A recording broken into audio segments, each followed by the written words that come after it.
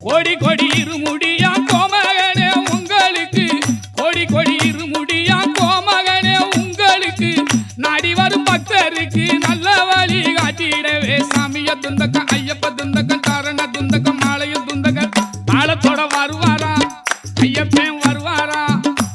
அவன் வருவாரா வரமாட்டாரா அவர் வயவ கேளுங்க வரம் தருவாரா தர மாட்டாரா அவர் தயவை கேளுங்க